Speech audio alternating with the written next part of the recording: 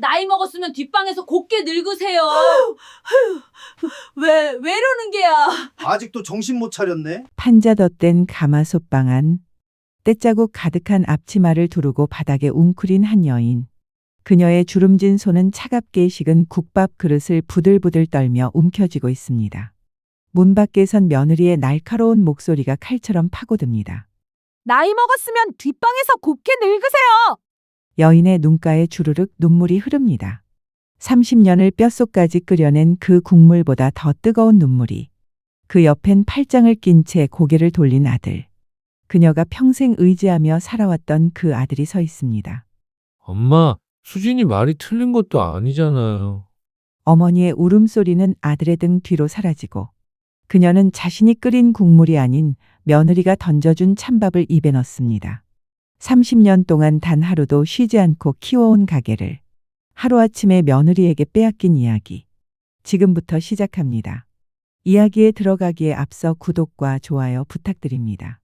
그럼 이야기 시작하겠습니다. 새벽 4시. 금자씨의 하루는 언제나 어둠 속에서 시작되었습니다. 식당 뒷마당 가마솥에 불을 지피는 소리가 고요한 골목을 깨웠죠. 사골 20근을 정성껏 씻어 가마솥에 담그고 생강 한 뿌리와 대파 서너 뿌리를 넣는 겁니다. 뽀얗게 우러나는 국물. 그 국물 한 방울 한 방울에는 금자씨의 30년 세월이 녹아 있었거든요. 남편이 교통사고로 세상을 떠난 뒤 그녀는 단 하루도 가마솥 앞을 떠난 적이 없었습니다. 어린 아들 명준이의 손을 붙잡고 시장 새벽 경매에 나가 뼈를 고르던 날들이 있었어요. 아들의 학비를 마련하려 밤새 뚝배기를 닦던 손엔 굳은 살이 박혔죠. 그렇게 30년을 버텼던 겁니다. 손님들은 금자씨의 곰탕을 먹으며 이렇게 말했어요. 이 집 국물은 진짜 다르네. 어떻게 이런 맛이 나요? 금자씨는 빙그레 웃으며 대답하곤 했습니다. 정성이에요. 정성? 그 정성 덕분에 아들은 대학을 나왔고 멀쩡한 직장도 얻었거든요. 금자씨는 아들이 결혼할 때 가장 행복했습니다. 며느리 수지는 첫인상부터 예쁘고 똘똘해 보였어요. 결혼식 날 금자씨에게 꽃다발을 건네며 환하게 웃던 얼굴이 아직도 생생했죠. 어머님, 앞으로 잘 모시겠습니다. 그 말을 믿었던 겁니다. 수지는 결혼 초기에는 정말 착했어요. 주말마다 식당에 나와 설거지를 거들고 금자씨의 어깨를 주물러 주기도 했거든요. 어머님, 힘드시죠? 제가 도와드릴게요. 금자씨는 며느리의 그 손길이 고마웠습니다. 평생을 혼자 일해온 몸이라 누군가의 도움이 낯설면서도 따뜻했던 거예요. 하지만 시간이 지나면서 수진의 눈빛이 조금씩 변하기 시작했습니다. 어느 날 수진이 금자씨에게 조심스럽게 말을 꺼냈죠. 어머님, 요즘 시대에는 이렇게 하면 안 돼요. 좀 현대화를 해야 한다니까요. 금자씨는 고개를 가웃거렸습니다. 현대화라니 그게 뭔 소리인가 싶었거든요. 수지는 노트북을 들고 와서 화면을 보여주었어요. 어머님이 이렇게 고생하시는데 프랜차이즈로 만들면 훨씬 편하실 거예요. 화면에는 깔끔한 인테리어의 식당 사진들이 가득했습니다. 금자씨는 멋쩍게 웃으며 고개를 저었죠. 나는 그냥 이렇게 하는 게 좋아. 손님들도 익숙하잖니. 하지만 수지는 물러서지 않았어요. 매일같이 효율성을 강조하고 금자씨의 방식이 구식이라고 은근히 비난했던 겁니다. 요즘 누가 이렇게 해요? 시간 낭비예요. 금자씨는 점점 움츠러들었습니다. 며느리의 말에 일리가 있는 것 같기도 했거든요. 그러던 어느 날 아들 명준이 어머니를 불렀어요. 엄마, 수진이 말이 맞아요.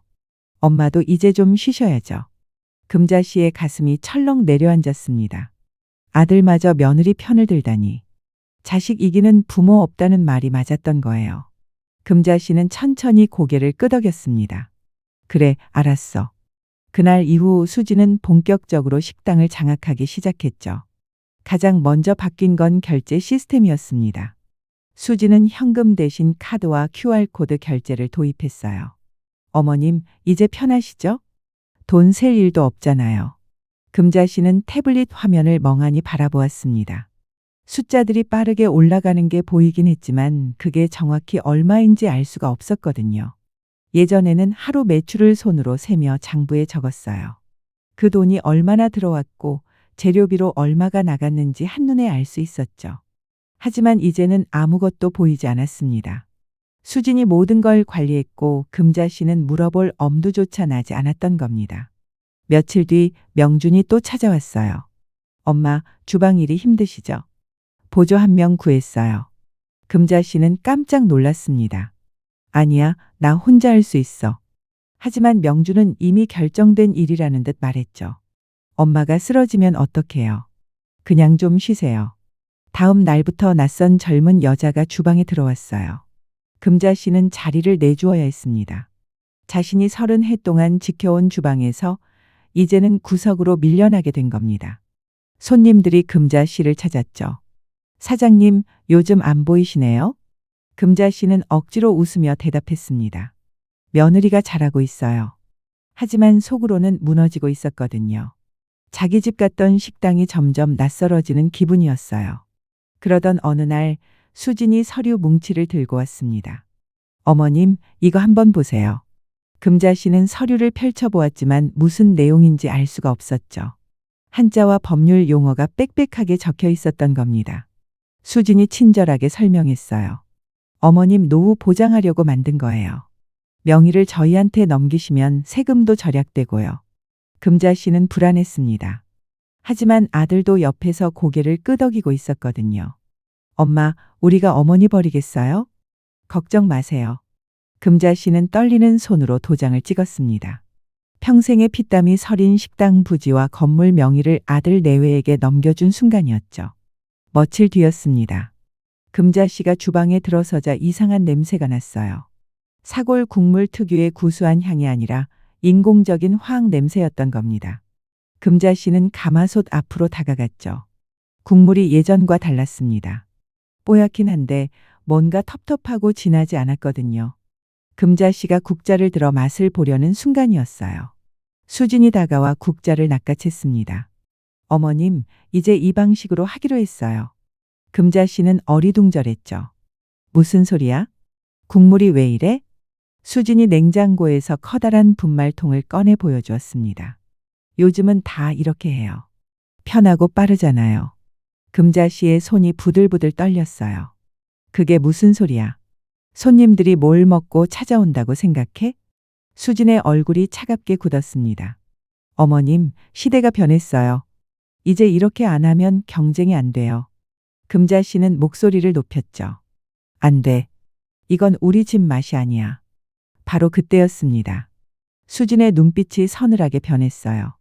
지금까지 보여주던 가식적인 미소가 완전히 사라진 얼굴이었죠.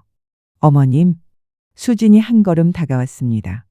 금자 씨는 본능적으로 뒤로 물러났어요. 이제 그만 뒷방에서 곱게 늙으세요. 그 말이 비수처럼 금자 씨의 가슴을 찔렀습니다. 금자 씨는 아들을 찾았죠. 명주는 주방 문 앞에 서 있었거든요. 분명 다 들었을 겁니다. 금자 씨는 아들의 눈을 똑바로 바라보았어요. 명준아. 하지만 아들은 고개를 돌렸습니다. 어머니의 눈물이 아니라 벽을 바라보고 있었던 거예요. 금자 씨의 손에서 국자가 떨어졌습니다. 쩔그렁. 바닥에 구르는 국자 소리가 주방에 메아리쳤죠. 금자 씨는 그 순간 깨달았습니다. 평생을 바쳐 키운 자식이 이미 자신의 편이 아니라는 사실을요.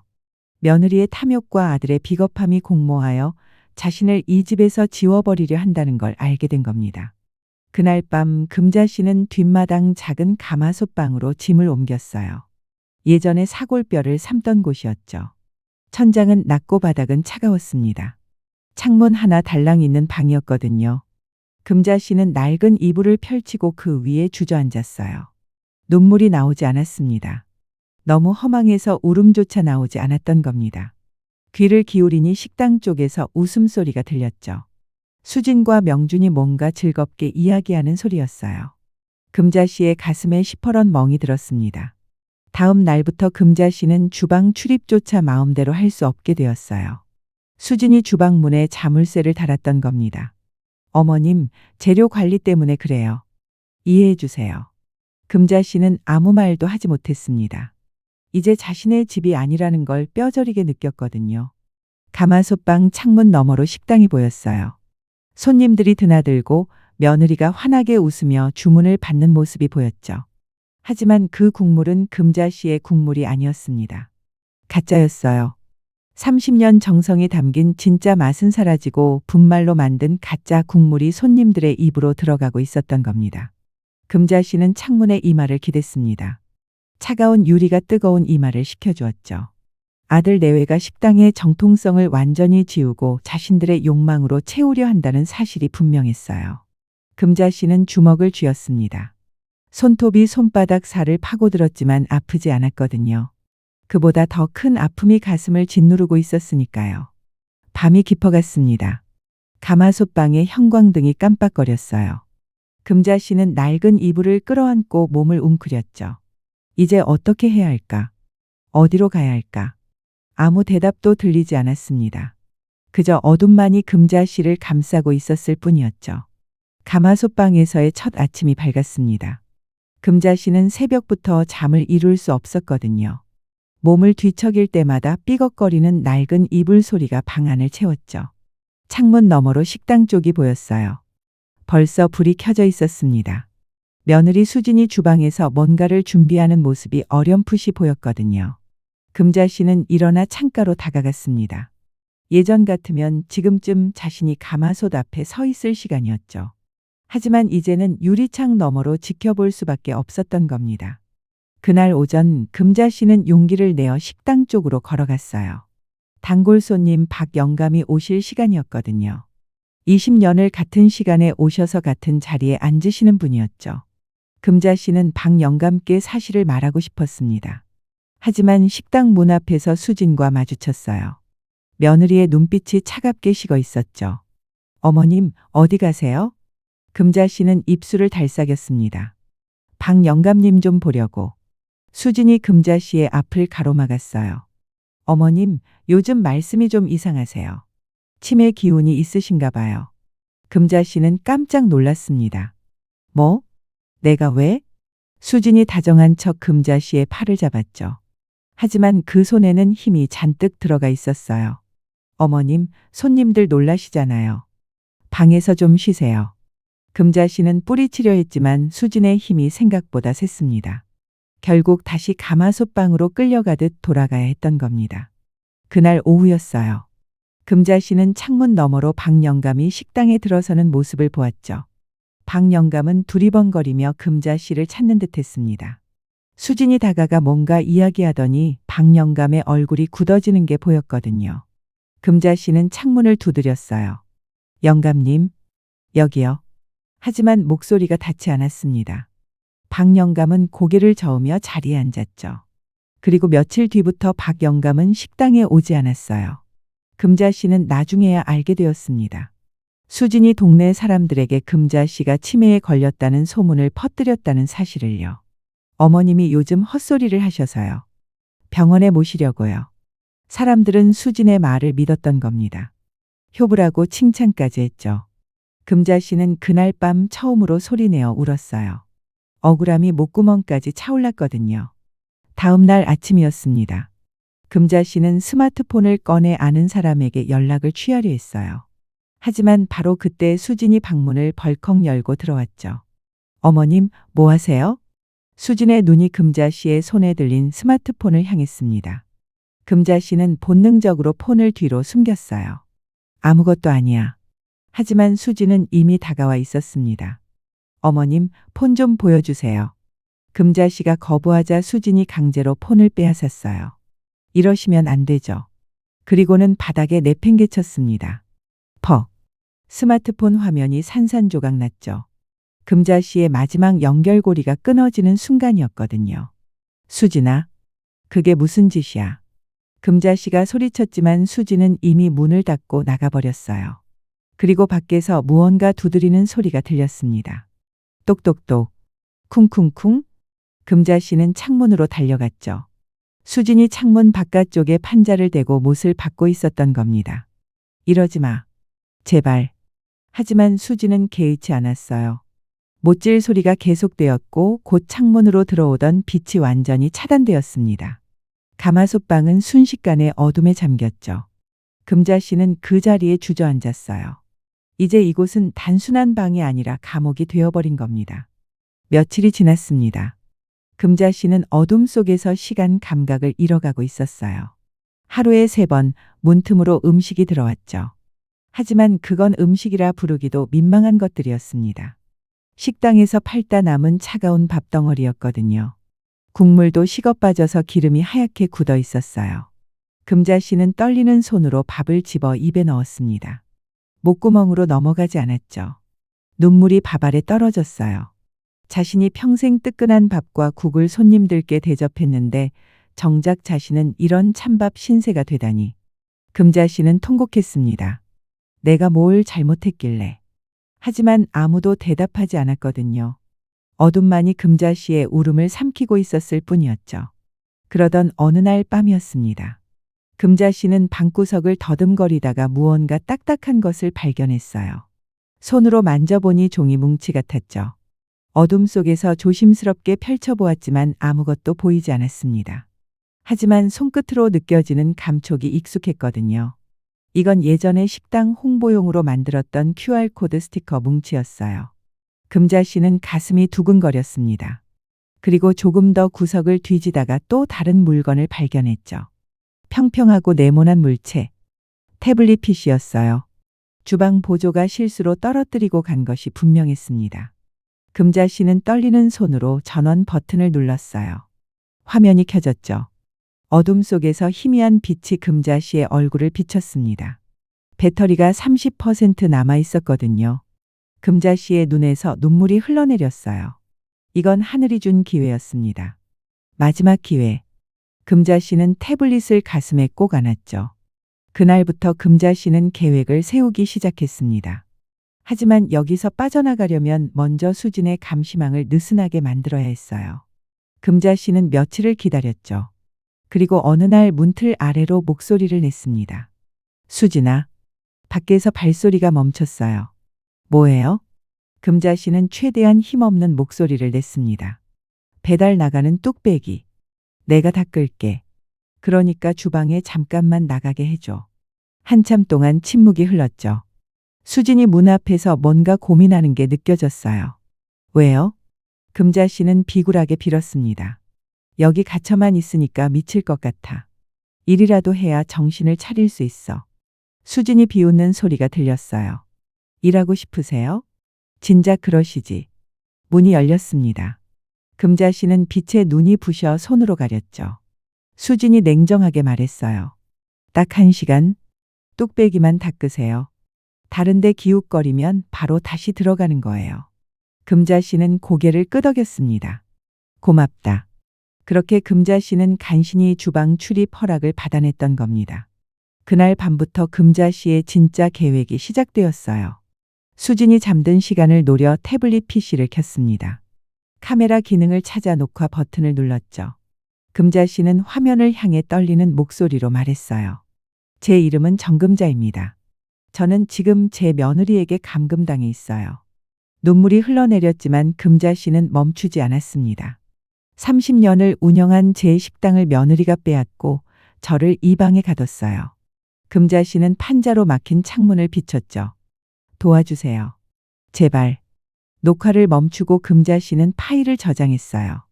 이 영상이 언젠가 누군가에게 닿기를 간절히 바랐던 겁니다. 며칠 뒤였습니다. 아들 명준이 가마솥방 문을 열고 들어왔어요. 금자 씨는 아들을 보자마자 달려갔죠. 명준아. 명준은 어색하게 서 있었습니다. 금자 씨가 아들의 손을 잡았어요. 엄마를 여기서 꺼내줘. 제발. 명준은 고개를 돌렸죠. 엄마, 지금 사업 자금이 다 묶여 있어요. 조금만 참아요. 금자 씨는 믿을 수 없다는 표정으로 아들을 바라보았습니다. 그게 무슨 소리야? 엄마가 지금 감옥에 갇혀 있는데? 명준이 짜증을 냈어요. 엄마, 너무 예민하게 구시는 거예요. 수진이가 무슨 나쁜 마음이 있겠어요. 금자 씨는 아들의 팔을 붙잡았습니다. 명준아, 정신 차려. 그 여자가 지금 뭘 하고 있는지 몰라? 하지만 명준은 어머니의 손을 뿌리쳤죠. 돈 앞에 장사 없어요, 엄마. 지금은 참아야 돼요. 그 말을 남기고 명준은 방을 나가버렸습니다. 문이 닫히는 소리가 금자 씨의 심장을 후벼 팠어요. 금자 씨는 그 자리에 무너져 내렸습니다.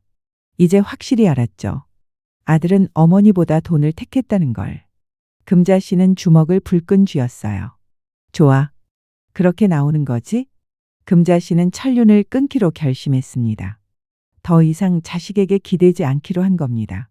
며칠 뒤 배달 주문이 폭주하기 시작했어요. 수진이 인터넷 광고를 대대적으로 했던 모양이었죠. 주방은 아수라장이 되었습니다. 수진이 금자 씨를 불렀어요. 어머님, 뚝배기 포장 좀 도와주세요. 금자 씨는 주방으로 나갔습니다. 뜨거운 뚝배기들이 산더미처럼 쌓여 있었거든요. 수진은 정신없이 주문을 받고 있었죠. 금자 씨는 조용히 뚝배기를 닫기 시작했어요. 그리고 주머니에서 QR코드 스티커를 꺼냈습니다. 손이 떨렸죠. 수진이 돌아보면 모든 게 끝장날 상황이었어요. 하지만 금자 씨는 용기를 냈습니다. 뚝배기 바닥면에 홈 사이에 스티커를 조심스럽게 붙였죠. 그리고 그 위에 국물 자국을 살짝 묻혀 위장했어요. 수진이 뒤를 돌아봤습니다. 어머님, 뭐해요? 금자 씨는 태연하게 대답했죠. 닫고 있어. 수진은 의심스러운 눈빛으로 금자 씨를 바라보았지만 곧 다시 주문받기에 바빴어요. 금자 씨는 가슴을 쓸어내렸습니다. 첫 번째 신호를 보내는데 성공한 겁니다. 그날 밤 금자 씨는 가마솥방에서 무릎을 꿇고 기도했어요. 제발 누군가 봐주세요. 제발. 어둠 속에서 금자 씨의 목소리만이 메아리쳤습니다. 하지만 금자 씨는 포기하지 않았죠. 내일도 모레도 계속해서 신호를 보낼 작정이었거든요. 세상 어딘가에는 자신의 절규를 들어줄 사람이 있을 거라 믿었던 겁니다. 금자 씨는 태블릿 화면을 켜고 저장된 영상을 다시 한번 확인했어요. 화면 속 자신의 얼굴은 초췌했지만 눈빛만은 살아 있었습니다. 이제 시작이야. 금자 씨는 작게 중얼거렸죠. 반격의 칼날을 가는 소리가 어둠 속에서 울려 퍼지는 듯했습니다. 금자 씨는 가마솥방 구석에 쪼그리고 앉아 태블릿 PC를 켰습니다. 희미한 화면 빛이 주름진 얼굴을 비췄죠. 손가락이 떨렸어요. 하지만 금자 씨는 멈추지 않았습니다. QR코드 생성 사이트를 찾아 들어갔거든요. 예전에 식당 홍보할 때 며느리가 만들어주던 걸 옆에서 본 적이 있었죠. 금자 씨는 천천히 따라했어요. 먼저 녹화해둔 영상 파일을 업로드했습니다. 화면 속 자신의 목소리가 들렸죠. 제 이름은 정금자입니다. 저는 지금 제 며느리에게 감금당해 있어요. 금자 씨는 눈물을 닦았어요. 그리고 그 영상 링크를 QR코드로 변환하는 버튼을 눌렀습니다. 잠시 후 화면에 네모난 코드가 생성되었죠. 금자 씨는 그 코드를 스크린샷으로 저장했어요. 이제 이 코드를 스티커에 인쇄해서 뚝배기에 붙이기만 하면 되는 겁니다. 하지만 문제가 있었죠. 금자 씨에게는 프린터가 없었어요. 한참을 고민하다가 금자 씨는 예전에 주방 보조가 떨어뜨리고 간 물건들을 다시 뒤졌습니다. 그리고 발견했죠. 빛바랜 스티커 용지 한 뭉치와 작은 휴대용 프린터였어요. 배터리가 남아있기를 간절히 바라며 전원을 켰습니다. 깜빡. 프린터에 불이 들어왔죠. 금자 씨는 가슴을 쓸어내렸어요. 태블릿과 프린터를 연결하고 QR코드를 출력했습니다. 지지직. 조그만 스티커의 코드가 인쇄되어 나왔죠. 금자 씨는 그 스티커를 손에 쥐고 한참을 바라보았어요. 이 작은 종이 한 장이 자신을 구할 수 있을까? 금자 씨는 고개를 저었습니다. 해봐야지. 안 하면 여기서 죽는 거야. 그날 밤 금자 씨는 스티커 10여 장을 더 출력했어요. 그리고 주머니 깊숙이 숨겨두었죠. 내일 주방에 나가면 본격적으로 작전을 시작할 참이었습니다. 다음 날 아침이 밝았어요. 배달 주문이 쏟아지기 시작했죠. 수진이 금자 씨를 불렀습니다. 어머님, 뚝배기 포장 빨리요. 금자 씨는 주방으로 나갔어요. 뜨거운 김이 모락모락 피어오르는 뚝배기들이 조리대 위에 줄지어 있었습니다. 금자 씨는 앞치마를 두르고 뚝배기를 하나씩 닫기 시작했죠. 수지는 전화 통화에 정신이 팔려 있었어요. 바로 지금이었습니다. 금자 씨는 재빨리 주머니에서 스티커를 꺼냈죠. 손이 부들부들 떨렸어요. 심장이 터질 것처럼 뛰었습니다. 금자 씨는 뚝배기를 뒤집어 바닥면을 확인했어요. 오랜 세월 사용하며 생긴 홈과 흠집들이 보였죠. 그 틈 사이에 스티커를 조심스럽게 붙였습니다. 그리고 재빨리 국물 자국을 묻혀 위장했어요. 멀리서 보면 그냥 때처럼 보였죠. 금자 씨는 숨을 참았습니다. 수진이 전화를 끊고 돌아보았어요. 어머님, 뭐해요? 금자 씨는 태연하게 대답했습니다. 닦고 있지. 수진은 의심스러운 눈빛을 보냈지만 곧 배달 포장에 집중했죠. 금자 씨는 안도의 한숨을 쉬었어요. 성공이었습니다. 배달원이 뚝배기를 가방에 넣고 나갔죠. 금자 씨는 그 뒷모습을 지켜보았어요. 첫 번째 신호가 세상으로 나가는 순간이었습니다. 금자 씨는 주문서를 슬쩍 확인했죠. 배달 주소가 적혀 있었어요. 박영감댁. 금자 씨의 가슴이 뜨거워졌습니다. 20년 단골이자 동네 유지인 박영감이었거든요. 누구보다 금자 씨를 잘 아는 분이었죠. 영감님, 제발 봐주세요. 금자 씨는 속으로 간절히 빌었어요. 그날 오후였습니다. 금자 씨는 다시 가마솥방에 갇혔죠. 어둠 속에서 금자 씨는 무릎을 꿇고 기도했어요. 제발, 제발 누군가 봐주세요. 시간이 흘렀습니다. 배달 가방이 나갈 때마다 금자 씨는 가슴을 졸였죠. 혹시 누군가 코드를 발견했을까? 혹시 영상을 봤을까? 하지만 아무 소식도 들리지 않았어요. 금자 씨는 불안했습니다. 며칠이 지났죠. 금자 씨는 주방에 나갈 때마다 스티커를 붙였어요. 두 번째, 세 번째, 네 번째. 어느덧 10여 개의 뚝배기의 비밀 신호가 담겨 동네 곳곳으로 퍼져나갔습니다. 하지만 여전히 아무 반응이 없었죠. 금자 씨는 점점 지쳐갔어요. 아무도 안 보는 건가? 그러던 어느 날이었습니다. 수진의 태도가 더욱 포악해졌죠. 식당 수익이 늘어나자 완전히 기고만장해진 겁니다. 금자 씨가 뚝배기를 닦다가 실수로 국자를 떨어뜨렸어요. 쨍그랑. 수진이 돌아보았습니다. 어머님, 뭐 하는 거예요? 금자 씨는 허겁지겁 국자를 주었죠. 미안해. 손이 미끄러워서. 하지만 수진은 다가와 금자 씨의 손등을 국자로 내리쳤어요. 탁! 금자 씨는 비명을 삼켰습니다. 손등이 빨갛게 부어올랐거든요. 제대로 못하면 나가 있으세요. 금자 씨는 떨리는 손을 움켜쥐었어요. 눈물이 핑 돌았지만 참았습니다. 수진은 비웃으며 돌아섰죠. 금자 씨는 그날 밤 가마솥방에서 부은 손등을 어루만졌어요. 조금만 더 참자. 하지만 금자 씨가 모르는 사이 세상은 이미 움직이고 있었습니다. 바로 그날 저녁이었어요. 박영감 댁의 손자가 할아버지와 함께 곰탕을 먹고 있었죠. 할아버지, 이 집 곰탕 맛이 예전이랑 달라진 것 같지 않아요? 박영감도 고개를 끄덕였어요. 그러게. 뭔가 맛이 이상해. 손자가 뚝배기를 들어 올렸습니다. 바닥을 닦으려다가 뭔가 이상한 걸 발견했죠. 할아버지, 여기 뭐가 붙어 있어요. 박영감이 눈을 가늘게 뜨고 바라보았어요. 네모난 코드 같은 게 보였습니다. 손자가 스마트폰을 꺼내 코드를 스캔했죠. 잠시 후 화면이 켜졌어요. 영상이 재생되기 시작했습니다. 제 이름은 정금자입니다. 저는 지금 제 며느리에게 감금당해 있어요. 박영감의 얼굴이 굳었죠. 화면 속 금자 씨의 얼굴은 초췌했어요. 눈가에는 깊은 주름이 파여 있었고 목소리는 떨리고 있었습니다. 30년을 운영한 제 식당을 며느리가 빼앗고 저를 이 방에 가뒀어요. 도와주세요. 제발. 영상이 끝났어요. 박영감은 손자를 바라보았습니다. 이거 진짜인가? 손자는 이미 영상을 캡처해서 동네 온라인 커뮤니티에 올리고 있었죠. 할아버지, 이거 큰일인데요. 경찰에 신고해야 하는 거 아니에요? 박영감은 고개를 저었어요. 잠깐만. 확실하게 알아보고 움직이자. 하지만 이미 늦었습니다. 손자가 올린 게시글은 순식간에 퍼져나가기 시작했거든요. 댓글이 달리기 시작했어요. 헐, 이거 진짜예요? 우리 집도 어제 배달시켰는데 확인해 봐야겠다. 곰탕집 할머니 요즘 안 보이더니 이런 일이.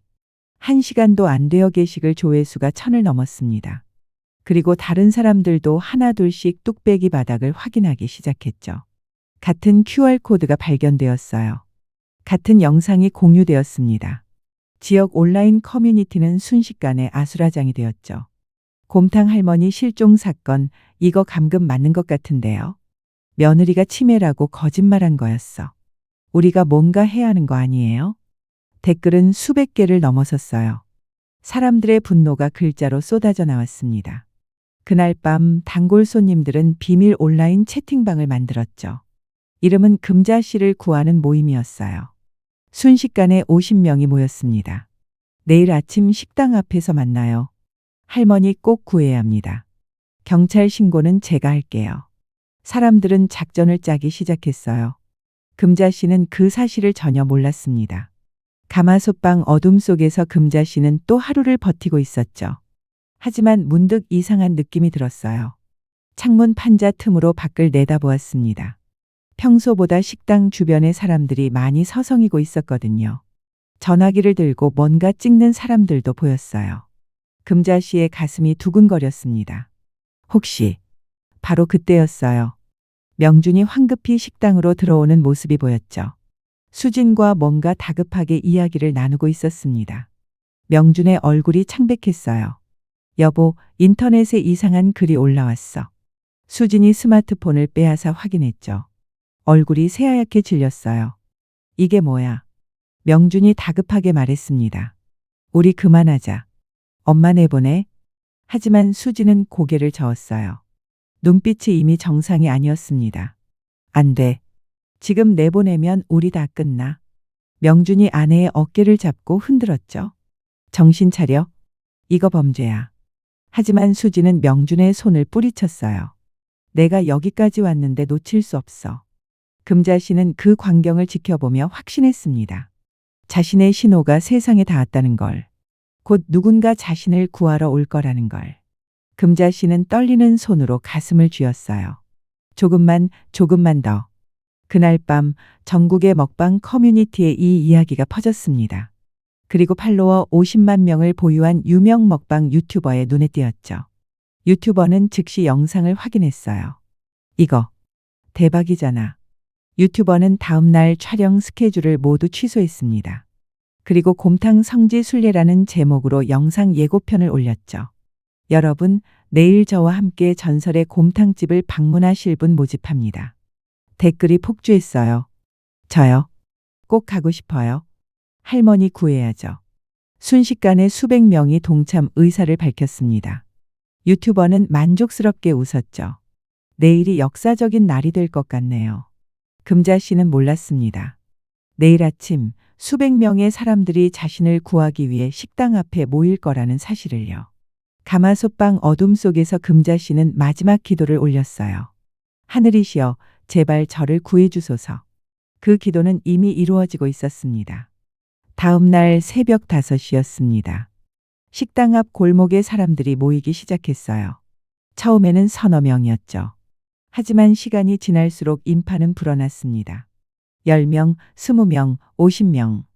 해가 뜨기도 전에 100명이 넘는 사람들이 식당 앞을 가득 메웠거든요.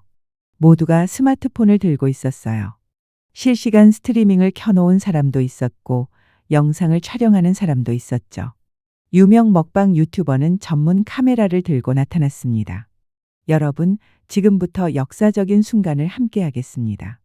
유튜버의 생방송에는 이미 10,000명이 넘는 시청자가 접속해 있었어요. 댓글이 실시간으로 쏟아졌죠. 할머니 꼭 구해주세요. 저도 가고 싶었는데 너무 멀어서. 며느리 용서 못해? 가마솥방 안에서 금자 씨는 밖에 소음을 들었습니다. 평소와 다른 웅성거림이었어요. 창문 판자 틈으로 밖을 내다보았죠. 사람들이 빽빽이 들어차 있었습니다. 금자 씨의 가슴이 쿵쾅거렸어요.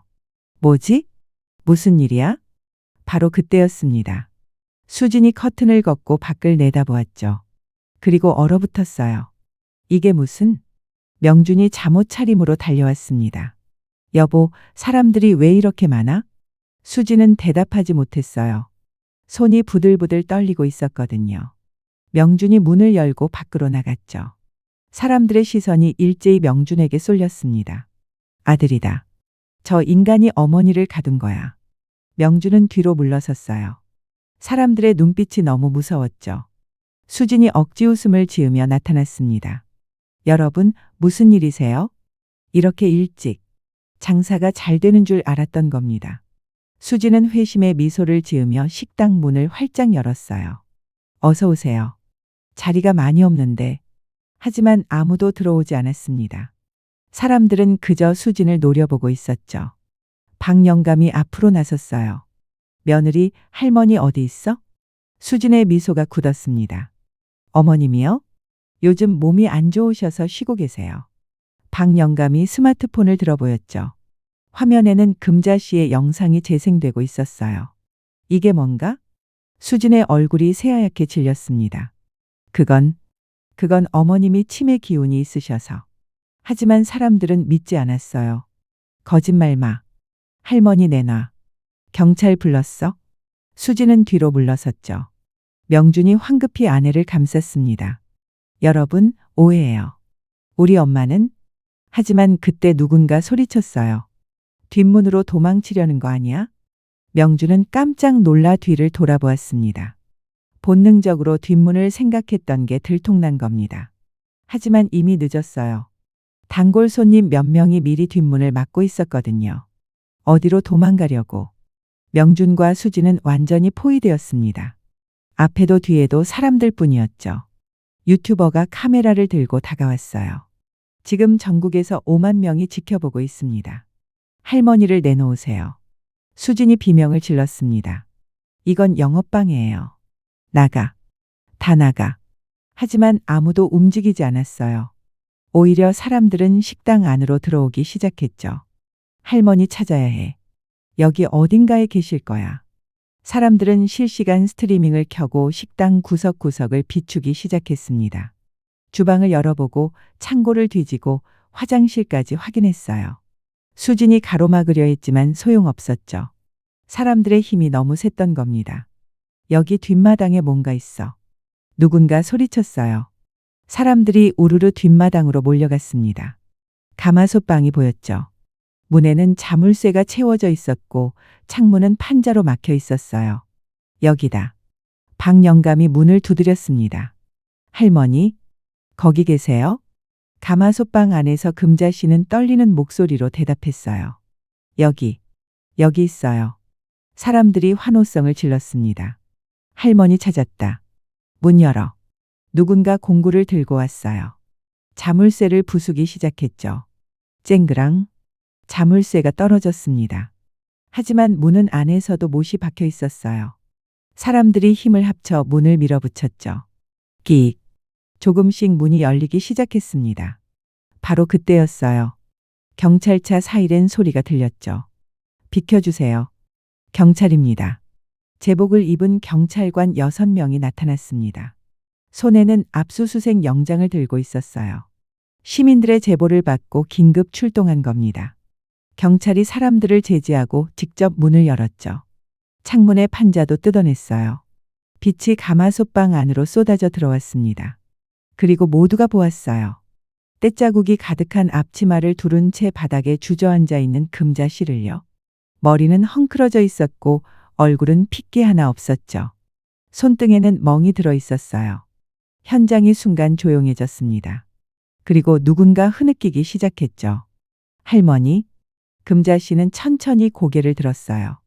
역광 때문에 얼굴은 잘 보이지 않았지만 사람들이 서 있는 게 보였습니다. 금자 씨는 떨리는 목소리로 물었죠. 박 영감님? 박 영감이 앞으로 나섰어요. 할머니, 저예요. 금자 씨의 눈에서 눈물이 주르륵 흘러내렸습니다. 박 영감이 손을 내밀었죠. 이제 괜찮아요? 우리가 왔어요. 금자 씨는 박 영감의 손을 잡았어요. 그리고 일어서려 했지만 다리에 힘이 없었습니다. 며칠을 제대로 먹지 못해 몸이 약해진 겁니다. 단골 손님 몇 명이 달려와 금자 씨를 부축했죠. 금자 씨는 하나하나 사람들의 얼굴을 확인했어요. 20년을 같은 시간에 오시던 김 아줌마도 보였고 매주 목요일마다 오시던 최 사장님도 보였죠. 모두가 금자 씨를 걱정하는 눈빛으로 바라보고 있었습니다. 금자 씨는 오열했어요. 고맙습니다. 정말 고맙습니다. 핏줄보다 진한 타인의 온정이었습니다. 자식은 자신을 버렸지만 손님들은 자신을 구하러 왔던 거예요. 금자 씨는 무너져 내렸죠. 사람들이 금자 씨를 감싸 안았습니다. 현장에 있던 모든 사람이 울고 있었어요. 유튜버의 생방송 시청자는 10만 명을 넘어섰죠. 댓글창이 터져나갔습니다. 나도 울고 있어요. 할머니 정말 고생하셨어요. 며느리 절대 용서 못해? 경찰이 수진을 향해 다가갔어요. 정수진 씨 감금 및 폭행 혐의로 긴급 체포하겠습니다. 수진은 끝까지 발악했습니다. 아니에요. 어머님이 노망나서 스스로 들어간 거예요. 하지만 경찰은 스마트폰을 꺼내 영상을 보여주었죠. 금자 씨가 녹화한 그 영상이었어요. 이게 뭡니까? 수진의 얼굴이 새하얗게 질렸습니다. 말문이 막혔죠. 경찰이 수갑을 채웠어요. 묵비권을 행사할 수 있습니다. 수진은 악다구니를 썼습니다. 놓으라고. 하지만 경찰은 단호하게 수진을 끌고 갔죠. 명준은 그 광경을 멍하니 바라보고 있었어요. 경찰이 명준에게도 다가왔습니다. 당신도 동행해야겠습니다. 명준은 어머니를 바라보았죠. 금자 씨는 차갑게 명준을 응시했어요. 눈빛에는 더 이상 모정이 남아있지 않았습니다. 명준이 입을 열었어요. 엄마. 하지만 금자 씨는 고개를 돌렸습니다. 명준은 무릎을 꿇으려 했지만 사람들이 막아섰죠. 이 인간이 무슨 낯짝으로. 어머니 버린 놈이. 야유가 쏟아졌어요. 명준은 고개를 숙인 채 경찰차에 올라탔습니다. 군중 속에서 누군가 소리쳤죠. 저런 자식은 자식도 아니야. 경찰차가 출발했어요. 사이렌 소리가 골목을 가득 채웠습니다. 유튜버는 생방송을 계속하고 있었죠. 여러분, 지금 이 순간이 전국에 생중계되고 있습니다. 가짜 곰탕으로 돈을 벌고 인륜을 저버린 자들에 대한 심판입니다. 생방송 시청자는 20만 명을 넘어섰어요. 뉴스 속보로도 나가기 시작했죠. 곰탕집 며느리 감금 사건, 시민들이 직접 구출. QR코드로 구조 요청한 할머니, 감동의 구출극. 전국이 이 사건에 주목하고 있었습니다. 금자 씨는 사람들의 부축을 받으며 구급차로 향했어요. 건강검진을 받아야 했거든요. 하지만 구급차에 오르기 전 금자 씨는 식당을 바라보았습니다. 30년을 지켜온 그곳이었죠.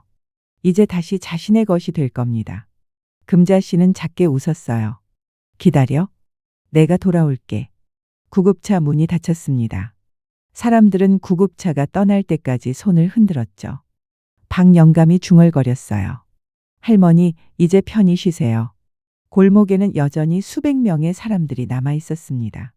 모두가 스마트폰을 들고 이 순간을 기록하고 있었죠.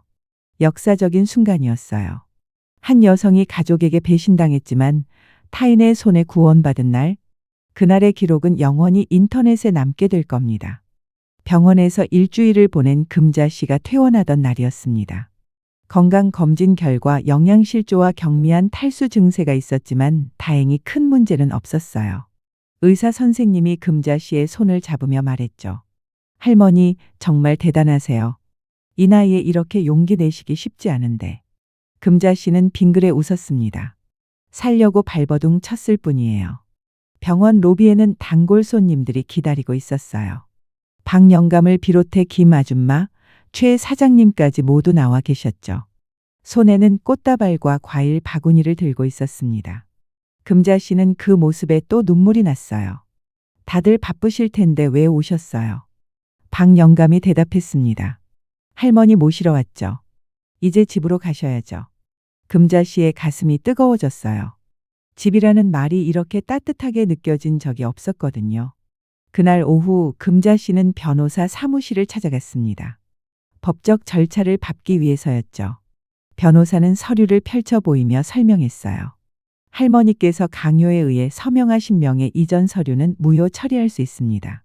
금자 씨는 고개를 끄덕였습니다. 그렇게 해주세요. 내가 평생 일군 거예요. 변호사가 다른 서류를 꺼냈죠. 그리고 며느리와 아들을 감금, 폭행, 재산 편취 혐의로 고소하시겠습니까?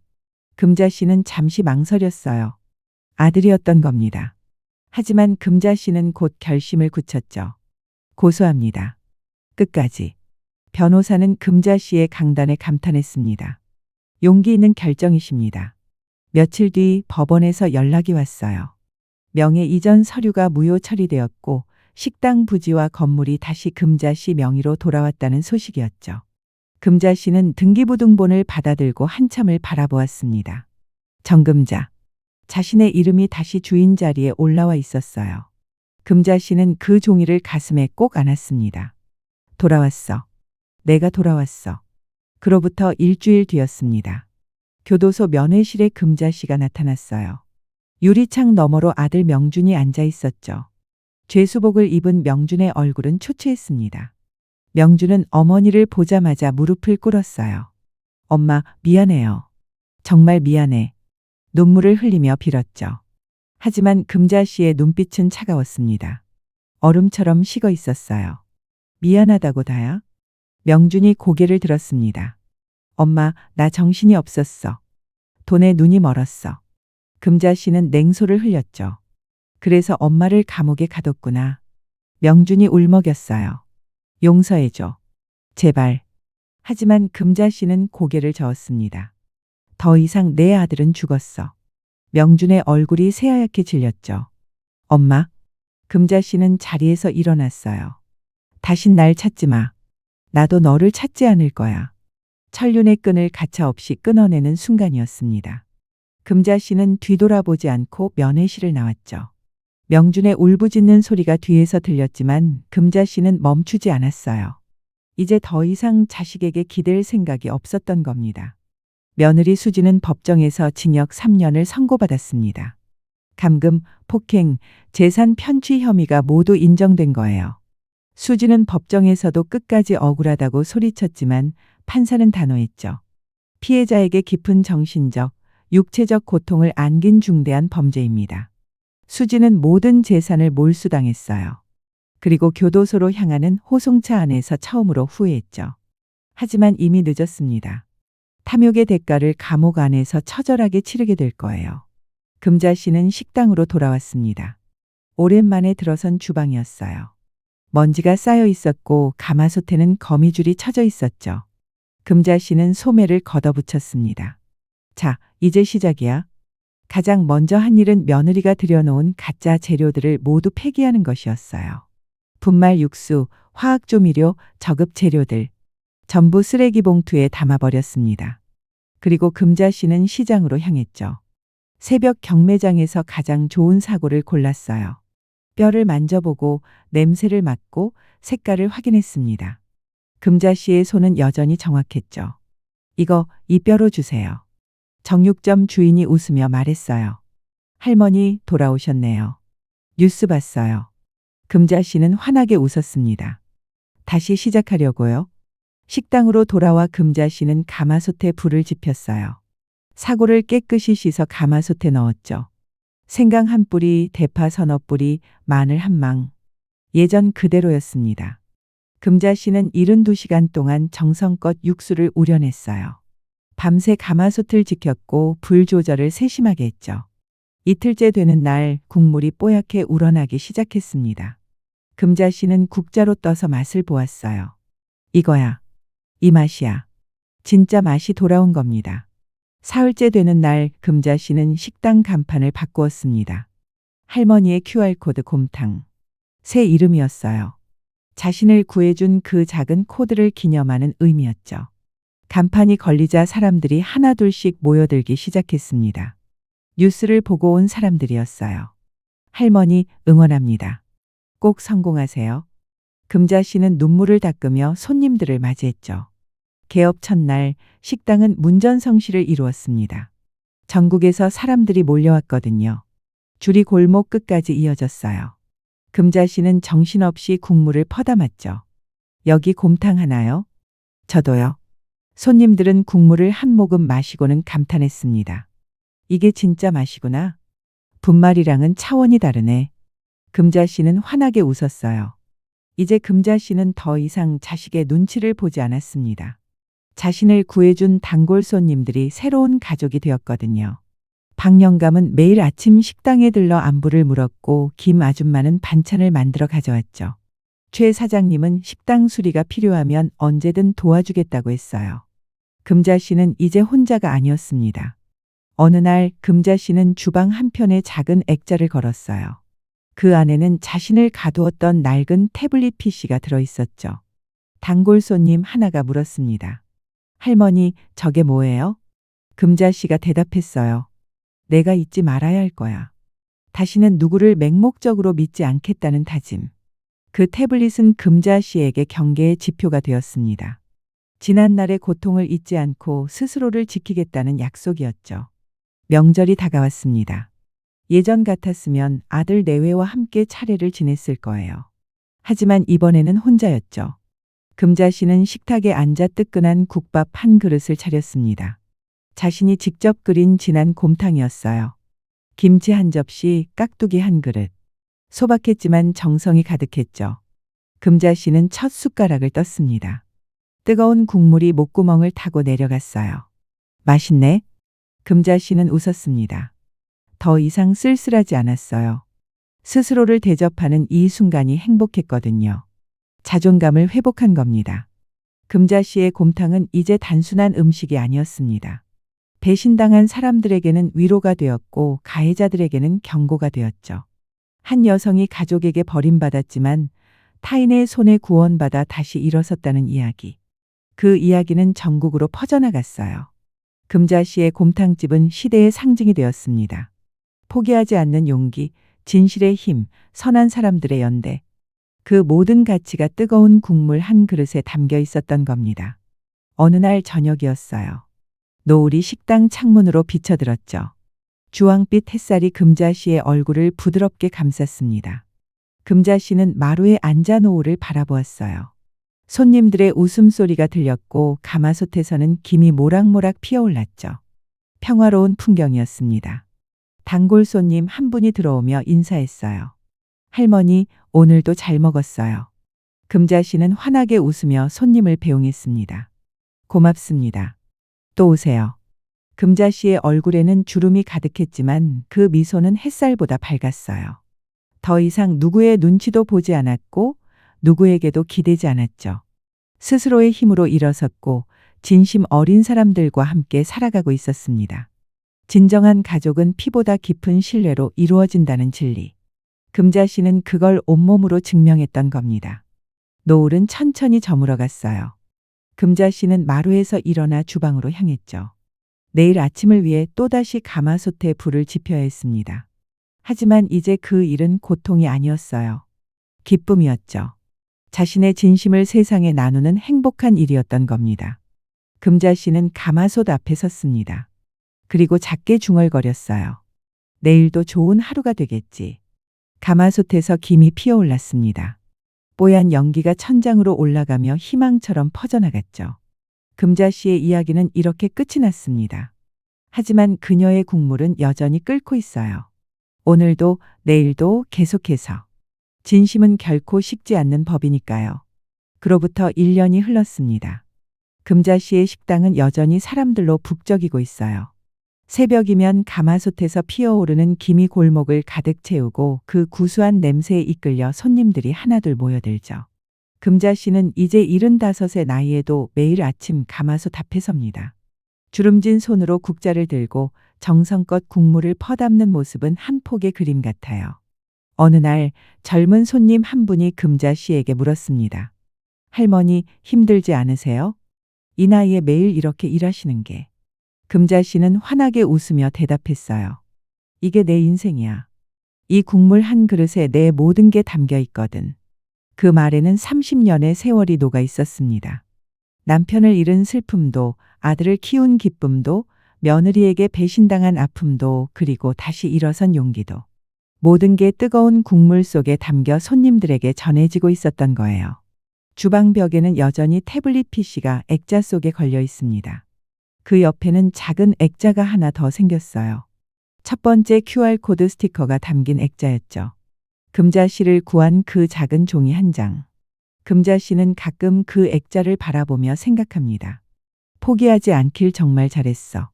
어느 추운 겨울날이었어요. 교도소에서 출소한 명준이 식당 앞에 나타났습니다. 한참을 문 앞에서 서성이다가 결국 들어오지 못하고 돌아섰죠. 금자 씨는 창문 너머로 그 모습을 보았어요. 가슴 한편이 저렸지만 금자 씨는 문을 열지 않았습니다. 용서는 아직 이른 겁니다. 어쩌면 영영 오지 않을지도 모르죠. 하지만 금자 씨는 더 이상 그것에 마음 쓰지 않았어요. 자신의 삶을 살아가는 것만으로도 충분했으니까요. 봄이 왔습니다. 식당 뒷마당에는 금자 씨가 심은 들꽃이 피어났어요. 가마솥방이 있던 그곳에는 이제 작은 정원이 꾸며져 있었죠. 단골 손님들이 함께 만들어준 공간이었습니다. 금자 씨는 가끔 그곳에 앉아 차를 마시며 하늘을 바라봐요. 여보, 나 잘 살고 있어요. 걱정 마요. 하늘 어딘가에 있을 남편에게 전하는 말이었습니다. 이제 금자 씨는 진짜 행복했어요. 자식에게 기대지 않아도 괜찮았고 혼자여도 외롭지 않았죠. 진심으로 자신을 아껴주는 사람들이 곁에 있었으니까요. 해질녘이면 식당 마루에 앉아 노을을 바라보는 금자 씨의 모습. 그 얼굴에는 평온함이 가득했습니다. 주름 하나하나가 이야기를 담고 있었고 그 미소는 세상 무엇보다 아름다웠어요. 금자 씨는 오늘도 가마솥 앞에 섭니다. 뽀얀 국물을 젓는 그 손길은 여전히 정성스럽고 그 눈빛은 여전히 맑습니다. 배신은 그녀를 무너뜨리지 못했어요. 오히려 더 단단하게 만들었죠. 그리고 그 단단함은 따뜻함으로 변해 수많은 사람들에게 위로가 되고 있습니다. 할머니의 QR코드 곰탕. 그곳은 단순한 식당이 아니에요. 희망의 공간입니다. 포기하지 않으면 반드시 길이 열린다는 걸 증명하는 곳이죠. 금자 씨의 이야기는 여전히 사람들 입에 오르내리고 있어요. SNS에는 매일같이 후기가 올라오고 방송에서도 종종 다루어집니다. 하지만 금자 씨는 변하지 않았어요. 여전히 새벽에 일어나 가마솥에 불을 지피고 정성껏 국물을 우려내며 환하게 웃으며 손님을 맞이하죠. 그게 금자 씨의 삶이니까요. 그리고 그 삶은 아름다웠습니다. 어느 날 저녁 한 젊은 여성 손님이 금자 씨에게 다가왔어요. 눈가에 눈물이 맺혀 있었죠. 할머니, 저도 며느리한테 힘들었어요. 할머니 이야기 보고 용기 냈어요. 고맙습니다. 금자 씨는 그 손님의 손을 꼭 잡아주었습니다. 괜찮아요. 당신도 잘할 수 있어요. 그 순간 금자 씨는 깨달았어요. 자신의 고통이 헛되지 않았다는 걸. 누군가에게 힘이 되고 있다는 걸. 그것만으로도 충분히 의미 있는 삶이었던 겁니다. 밤이 깊었습니다. 마지막 손님이 떠나고 금자 씨는 식당 문을 닫았어요. 하루의 끝이었죠. 금자 씨는 가마솥 앞에 마지막으로 서서 내일을 위한 준비를 시작했습니다. 사고를 씻고 물을 붓고 불을 지피는 겁니다. 익숙한 동작이었어요. 하지만 그 하나하나가 사랑이었고 정성이었고 희망이었죠. 금자 씨는 가마솥을 바라보며 미소 지었습니다. 내일도 좋은 하루가 될 거야. 그리고 그 믿음은 언제나 현실이 되었어요. 금자 씨의 국물은 오늘도 끓고 있습니다. 내일도 끓을 거예요. 진심은 결코 식지 않으니까요. 여러분, 오늘 이야기가 여러분의 마음에 작은 위로가 되었기를 바랍니다. 혹시 지금 힘든 상황에 계신다면 금자 씨처럼 포기하지 마세요. 반드시 길은 열립니다. 진심은 반드시 전해지니까요.